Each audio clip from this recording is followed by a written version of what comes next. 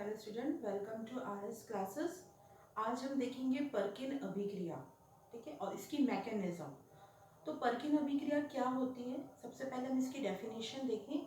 तो पर्किन अभिक्रिया जो होती है बेसिकली एरोमेटिक एल्डिहाइड के लिए होती है। ये जब किसी एरोमेटिक एल्डिहाइड को एनहाइड्राइड की उपस्थिति में उसी संगत एसिड के साथ, उसके सोडियम लवण के साथ उसकी उपस्थिति में हम जब गर्म करते हैं तो हमको अल्फा बीटा असंतृप्त कार्बोक्सिलिक अम्ल मिलते हैं, और इस अभिक्रिया को हम पर्किन अभिक्रिया कहते हैं। एक बार मैं फिर से आपको डिफाइन कर दे रही हूँ कि जब किसी एरोमेटिक एल्डिहाइड को एसिटिक एनहाइड्राइड के साथ हम संगत एसिटिक लवण जो होता है, ऐसे अम्ल का जो लवण होता है सोडियम लवण, उसकी उपस्थिति में जब हम गर्म करते हैं तब हमें अल्फा बीटा असंतृप्त कार्बोक्सिलिक अम्ल प्राप्त होते हैं। यह अभिक्रिया जो कहलाती है पर्किन अभिक्रिया कहलाती है। इसको शॉर्ट में यदि आप देखो तो इसमें हम लेते हैं एरोमेटिक एल्डिहाइड की अभिक्रिया हम कराते हैं एसिटिक एनहाइड्राइड के साथ, एसिटिक एनहाइड्राइड के साथ जब अम्ल के सोडियम लवण की उपस्थिति में, सोडियम लवण की उपस्थिति में कराते हैं और इसको गर्म करते हैं, ठीक है, तब हमको अल्फा बीटा असंतृप्त कार्बोक्सिलिक अम्ल प्राप्त होते हैं। इस अभिक्रिया को ही हम कहते हैं पर्किन अभिक्रिया, है ना। इन शॉर्ट आप इस तरीके से याद करके रखिए। एरोमेटिक एल्डिहाइड की जब एसिटिक एनहाइड्राइड के साथ सोडियम अम्ल के सोडियम लवण की उपस्थिति में जब गर्म करते हैं तो अल्फा बीटा असंतृप्त कार्बोनिक अम्ल प्राप्त होते हैं, इसे हम पर्किन अभिक्रिया कहते हैं। ये आपका पहला पॉइंट इंपॉर्टेंट हो जाएगा। दूसरा पॉइंट जो है, यह अभिक्रिया जो होती है ये एलिफेटिक एल्डिहाइड और कीटोन नहीं देते हैं, ठीक है। इसकी सबसे बड़ी कैरेक्टरिस्टिक होती है ये कि ये एरोमेटिक एल्डिहाइड के लिए है, लेकिन एलिफेटिक एल्डिहाइड और कीटोन ये अभिक्रिया नहीं देते हैं। इसकी हम रिएक्शंस देखते हैं। अब रासायनिक अभिक्रिया देखें। जो पर्किन की रासायनिक अभिक्रिया, इसमें हमने क्या लिया है, ये लिया है हमने बेंजल्डिहाइड। ये बेंजल्डिहाइड है C6H5CHO, इसको बेंजल्डिहाइड बोलेंगे। ये हमारा क्या है, एसिटिक एनहाइड्राइड है, दिस इज एसिटिक एनहाइड्राइड, ठीक है। इसको संगत अम्ल सोडियम लवण की उपस्थिति में CH3COONA, ये एसिड है, CH3COH एसिटिक एसिड है, H को हटा के यदि हम Na लगा देते तो ये sodium salt of acetic acid बन जाता है। इसी एनहाइड्राइड में जो एसिटिक एसिड, एनहाइड्राइड भी एसिटिक एसिड के उससे बना हुआ है, तो उसका ही संगत लवण यहाँ रहता है, इसकी उपस्थिति में अभिक्रिया रहती है। हम इसको गर्म करते हैं और हमको अल्फा बीटा अनसैचुरेटेड, देखिए यहाँ पे एसिड है, एसिड के बाद पहला कार्बन अल्फा, दूसरा क्या होता है बीटा, तो हमको क्या मिलते हैं अल्फा बीटा अनसैचुरेटेड, यहाँ डबल बॉन्ड है इसलिए अनसैचुरेशन है, क्या मिलते हैं एरोमेटिक कार्बोक्सिलिक अम्ल मिलते हैं। तो ये यहाँ पर हमको क्या है, हमने बेंजल्डिहाइड की अभिक्रिया एसिटिक, सॉरी यहाँ पे एसिटिक एनहाइड्राइड है, सोडियम लवण की उपस्थिति में कराते हैं, हमको सिनेमिक अम्ल प्राप्त हो रहा है C6H5CH डबल बॉन्ड COOH, ठीक है, सिनेमिक अम्ल मिलता है। एज अ बाय प्रोडक्ट आपने जो बेस यहाँ पर आपने जो भी उत्प्रेरक को यहाँ पे रखा था रिएक्शन के लिए, वो उत्प्रेरक होता है यहाँ पे निकल जाता है। तो देखिए यहाँ पर हम जो कैटलिस्ट मेन यूज कर रहे हैं इस रिएक्शन में वो है हमारा CH3COONA। ये कई कॉम्पिटिटिव एग्जाम का क्वेश्चन होता है कि पर्किन रिएक्शन में किस कैटलिस्ट का उपयोग किया जाता है, किसकी उपस्थिति में अभिक्रिया होती है, तो संगत अम्ल का सोडियम लवण होता है, इसके साथ अन्य क्षारक, कई बार अन्य क्षारक के उपस्थिति में बोलते हैं कि और कौन से बेस होते हैं, तो सोडियम कार्बोनेट होता है, sodium salt, sodium carbonate, quinoline होता है, पिरिडीन होता है, और ट्राइएथिल एमीन जो होता है, ये भी ट्राइएथिल एमीन का हम फॉर्मूला देखें तो C2H5 टेकन ट्वाइस 3N, ये जो होता है ये भी होता है, पिरिडीन भी होता है, ठीक है, और क्विनोलिन भी होता है। तो साथ याद रखने वाली चीजें ये है कि ये रिएक्शन जो होती है परकिन अभिक्रिया इसके साथ तो होती है, इनकी उपस्थिति में भी होती है। ये कॉम्पिटिटिव पॉइंट ऑफ व्यू से बहुत इंपॉर्टेंट है, अदरवाइज आपके एग्जाम पॉइंट ऑफ व्यू से तो ये इतना इंपॉर्टेंट नहीं है। आप केवल एक ही याद रखिए CH3COON। तो ये परकिन अभिक्रिया में आप इतना लिखेंगे यदि, तो आपको जो अगर मान लीजिए आपका 3 नंबर का या 3.5 नंबर का क्वेश्चन है, तो आपको कम से कम 1 नंबर तो 1-1.5 नंबर यहीं पर ही मिल जाएंगे, ठीक है। आगे आप इसको और इसकी मैकेनिज्म देखें, हम इसको मैकेनिज्म समझाते हैं। तो मैकेनिज्म में कुछ स्टेप है, ठीक है। ये परकिन अभिक्रिया की मैकेनिज्म देखते हैं। तो पहला स्टेप जो होता है, फर्स्ट स्टेप, यानी कि जो सबसे बेसिकली स्टेप जो हमने देखा था, तो रिएक्शन स्टार्ट कहाँ से होगी, तो अब जो हमारा alpha beta unsaturated cinnamic acid बना था, कैसे बना था, तो CH3COON है, ये ब्रेक डाउन होता है, ये रिवर्सिबल स्टेप होती है यहाँ पर, और ये फॉर्मेशन करता है CH3COO माइनस, यानी ये बनाता है acetate ion plus sodium ion बनाता है। ये पहला स्टेप होता है। फिर इसी स्टेप में हम देखते हैं जो हमारा एसिटिक एनहाइड्राइड है, हमारा एसिटिक एनहाइड्राइड क्या है, CH3COCH3, ये एसिटिक एनहाइड्राइड है।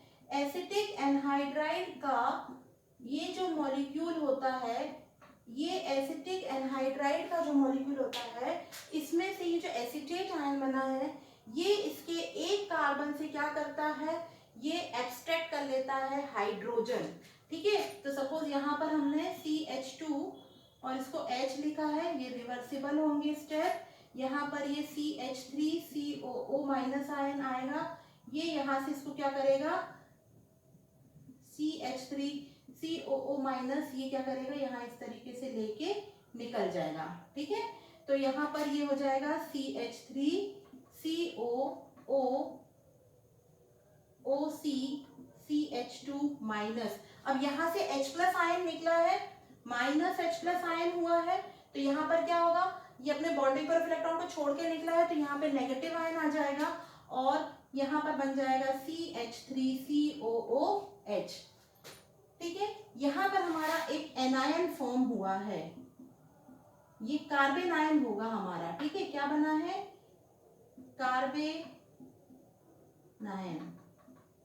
कार्बन आयन, ठीक है।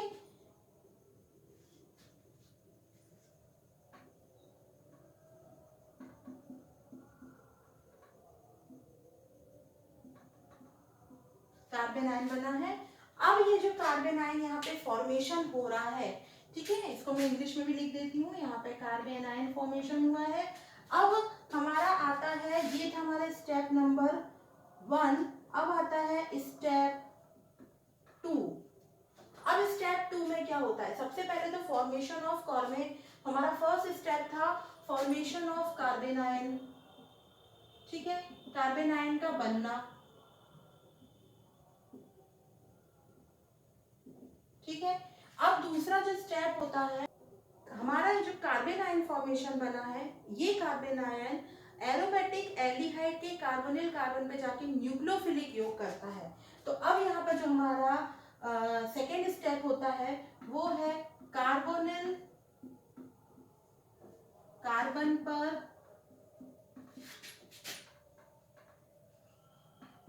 कार्बन आयन का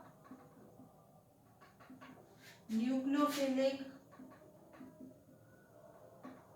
योग,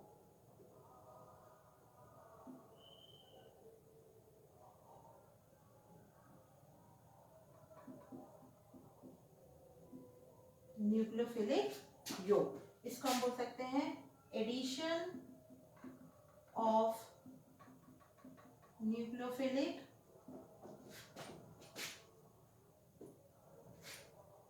carbon ion on carbonyl carbon of benzaldehyde या एरोमेटिक एरोमेटिक एल्डिहाइड। ठीक है, ये हमारा स्टेप होता है एरोमेटिक एल्डिहाइड। तो हमारा एरोमेटिक एल्डिहाइड क्या था, C6H5C। यहाँ पर आपका एल्डिहाइड ग्रुप है, ये आप क्या हो गया है ना, कार्बोनिल कार्बन एल्डिहाइड में एल्डिहाइड ग्रुप को हम इस तरीके से लिखेंगे।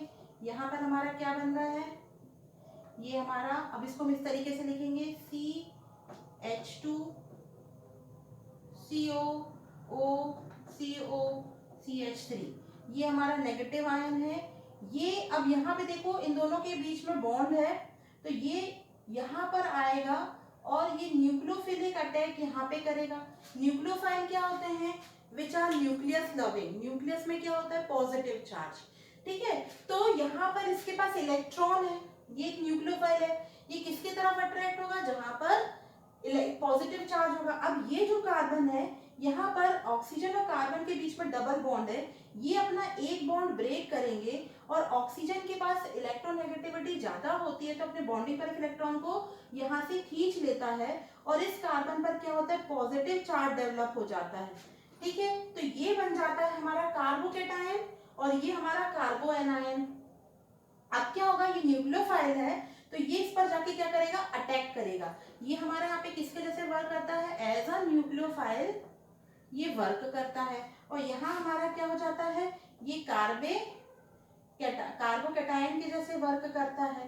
ठीक है, तो ये कार्बोकेटायन हो जाता है और ये न्यूक्लियोफाइल कहाँ जाके जुड़ जाएगा, इस पे जाके जुड़ जाता है।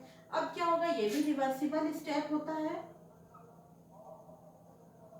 ठीक है, ये हो जाएगा C6H5C, इसको मैं यहाँ नीचे साइड लिख देती हूँ, ये हो जाएगा CO-, ये हाइड्रोजन, हाइड्रोजन को अपन नीचे कर देते हैं यहाँ पे इस तरीके से, ये जो बॉन्ड है ये नीचे साइड हो जाएगा और ये यहाँ पर आके इसके साथ बॉन्ड बना लेगा, तो ये हो जाएगा CH2। आप देखिए ये यहाँ पर बॉन्ड नीचे हो गया, यहाँ पे पॉजिटिव चार्ज था, ये नेगेटिव चार्ज है, ये यहाँ पे जाके जुड़ जाएगा, तो सीधे यहाँ पे बॉन्ड फॉर्मेशन हो जाएगा इस कार्बन और इस कार्बन का। तो ये हो जाएगा CH2 CO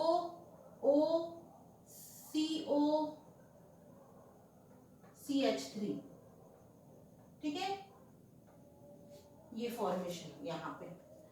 अब क्या होगा, अब हमारे पास आता है स्टेप 3।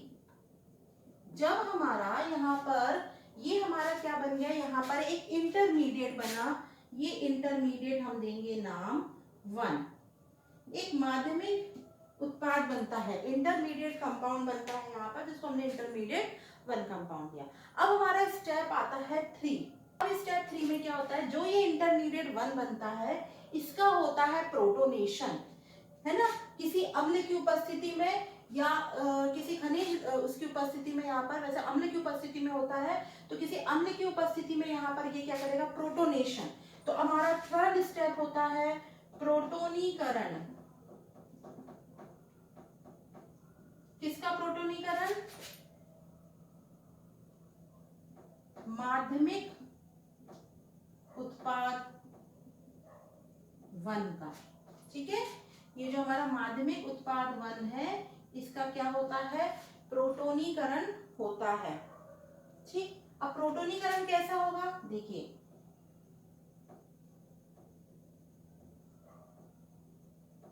C6H5C, यहाँ पर ये बॉन्ड है C, ये नीचे की तरफ हाइड्रोजन है, यहाँ पे क्या है, नेगेटिव चार्ज था, यहाँ पर क्या जुड़ा है आपका CH2, यहाँ क्या है CH3। ठीक है, तो अब यहाँ पर क्या होगा, ये स्टेप रिवर्सिबल होगा, इसका होता है प्रोटोनीकरण। यहाँ जो ऑक्सीजन पे नेगेटिव चार्ज है, यहाँ पर किसी अम्ल की उपस्थिति में इसको प्रोटॉन मिल जाता है और ये प्रोटॉन जो होगा वो यहाँ पर क्या हो जाता है, प्रोड्यूस जाता है। अब आप सोच रहे हो इसको मिलता कहाँ से, जो हमें फर्स्ट स्टेप में हमें यहाँ पे CH3COH मिला था वो इसको प्रोटॉन दे देता है और यहाँ पर ये बना लेता है, कन्वर्ट हो जाता है इंटरमीडिएट 2 में C6H5। अब देखिए यहाँ पर क्या हो रहा है, इस पर आके H जुड़ जा रहा है, तो ये हो जाएगा OH, ये आपका है यहाँ पर हाइड्रोजन, बाकी एज इट इज प्रोडक्ट है CH2 CO O OC CH3।